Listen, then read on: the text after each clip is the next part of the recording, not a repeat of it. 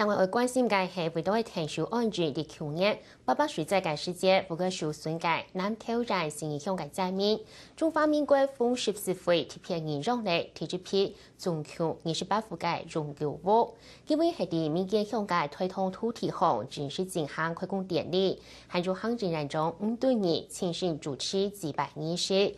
風14歲表示，按算國家公期，第200年之內出做得做好，你哋受在乎未取到非常嘅感恩。請100。行政院長吳敦義貼片准許南投參加永久屋開工典禮，一禮圖民間向嘅基地總面積有2.45公頃，為起28戶嘅永久屋，應用嘅中華民國風14歲講，為前用第200年之內來完成。對參加開工典禮嘅所在民眾講，聽到安樣嘅消息，大家都知道都歡喜。今天動土在這個地方，那麼一共是28戶，我們預計時間呢是2個半月。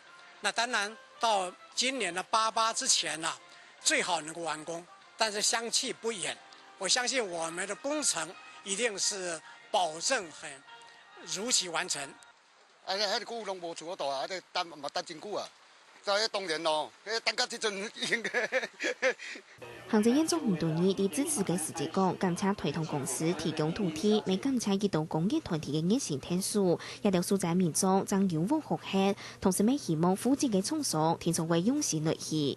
所以我希望這個工地得標嘅廠商好好去，品質各會好勢，因為這是互災民大，大家真注意。啊，大咧若真熟悉。工程攏做了真頂真，我相信這外口嘅風評就會好。